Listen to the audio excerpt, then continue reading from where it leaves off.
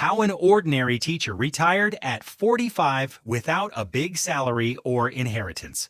At the age of 45, a high school teacher named Daniel walked into the principal's office, placed his letter of resignation on the desk, and said calmly, "I think it's time for me to retire."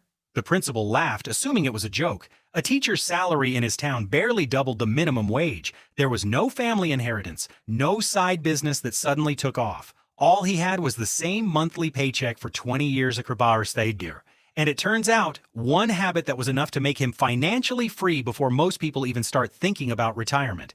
Today, I want to walk you through the stages he went through, because I think this story holds a lesson far more valuable than most 500-page investing books. Before we dive in, I have to admit something. I only truly understood the power of a story like this after making almost every mistake I'm about to describe. So if you're thinking, well, my salary is pretty average too, there's no way I could be like Daniel, I get that feeling completely. I've been there myself. But let's look at how the story actually unfolded stage by stage. Stage 1, $0 to $15,000. The directionless years. At 24, Daniel had just graduated and landed his first job as a substitute teacher. His pay was modest, and like most of us at that age, he wasn't really thinking about his financial future. His money went to rent on a small apartment, eating out with friends, and, he admitted this himself in an interview, an expensive pair of sneakers he bought purely because everyone at school had them. This is where the first lesson shows up, and it's something I keep coming back to on this channel. The problem was never how much he earned, but what percentage of it he actually kept. Daniel himself only realized after 2 years of working that his savings were basically zero, not because his salary was small, but because he never actually tracked where his money went. So what did he do? Nothing dramatic. He simply tracked every expense for one full month just to see reality as it was. And like most people doing this for the first time, he was shocked. Coffee alone was eating up a far bigger chunk than he'd guessed. Stage 2. $15,000 to $60,000. Discovering the 10% rule. At this point, Daniel found an old idea, not a new one, not a secret trick, but something written over 100 years ago in The Richest Man in Babylon. Pay yourself first. Before rent, before anything else, set aside at least 10% of your income and treat it like a bill you cannot negotiate, as mandatory as your electricity payment. This sounds simple, maybe too simple to be something that changes a person's life, but that's exactly where its power lies. Not in the complexity of the strategy, but in the consistency of running it.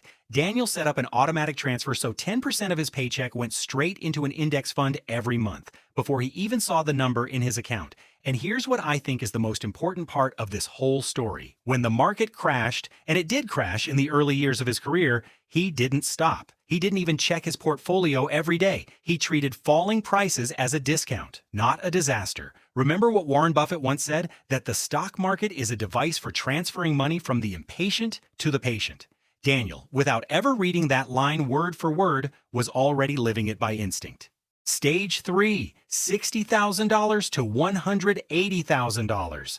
Facing Mr. Market. Around year 10, something happened that tested every good habit he'd built. The stock market dropped more than 30% within months. His colleagues panicked. One of them, let's call him James, a gym teacher who loved talking, investing in the staff room, sold his entire portfolio and announced in the cafeteria that the stock market is dead. Daniel didn't do that. He actually increased his monthly contribution. This brings us to one of my favorite concepts, one I keep bringing back into every video on this channel, Mr. Market. Imagine you have a business partner who shows up at your door every single day, sometimes with a cheerful face offering a high price for your shares, sometimes with a panicked face offering a rock-bottom price. This partner has a serious emotional disorder. His prices swing not based on logic, but on his mood that day. Should you let this emotionally unstable partner decide the real value of what you own? Of course not. But that's exactly what most investors do every time they panic sell on a red day.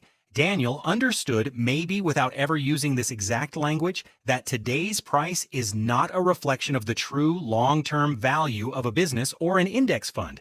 And this is where a deeper psychological lesson comes in. Bad financial decisions rarely come from a lack of information. More often, they come from ego, from the fear of looking foolish, from the need to follow whatever the crowd around us is doing. James didn't sell his shares because the data told him it was the right move. He sold because panic is contagious and nobody in that staff room was thinking clearly that day. Stage 4. $180,000 to $400,000. The quiet power of time. Now we get to the part I think people underestimate the most. What happens when you're genuinely patient over a really long stretch, not a few years, but well over a decade. At this point, Daniel's portfolio started growing not just from his monthly contributions, but because compound interest began working at full strength.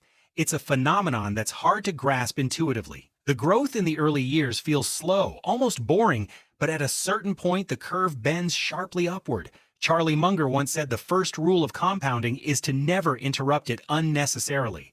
Daniel never pulled money out for a new car, never for a lavish holiday, never for the things. Let's be honest, most of us are tempted to buy the moment our investment account starts looking impressive. He also never tried to time the market. He didn't try to sell at the top and buy at the bottom. He stuck to one principle I repeat constantly on this channel. Focus only on what's important and what's knowable. You can't know where the market goes tomorrow, but you can know and control how consistently you save, how long you let that money work, and how low the fees are that you pay along the way. Stage 5, $400,000 and beyond. The turning point.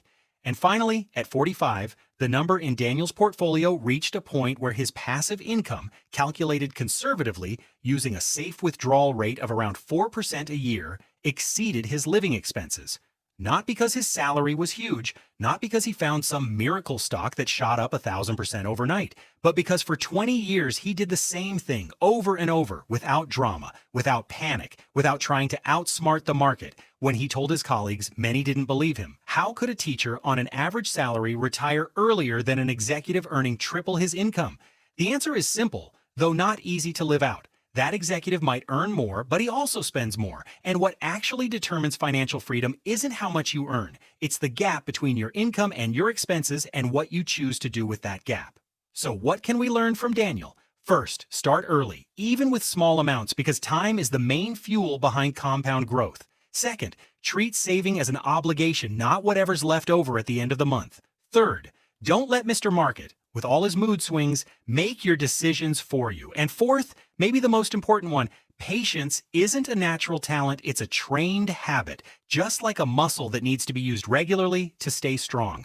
I'm not saying this is easy. I myself, in my early investing years, once sold shares purely out of panic after watching the news, something that, looking back now, was one of the worst financial decisions I've ever made. But Daniel's story reminds me, and I hope it reminds you too, Fafrain-Chowers, that financial freedom isn't a prize reserved for geniuses or people born wealthy. It's a reward for people who are patient. If an ordinary teacher like Daniel can get there, I believe you and I can too.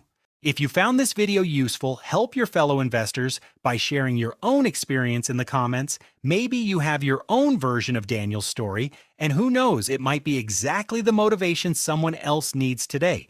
Don't be shy, you may comment on that too. Don't forget to subscribe if you want to see more lessons like this one, and check out my video on the biggest psychological mistakes investors make. You might just recognize yourself in one of them, the way I recognize myself in a few. Cheers, guys.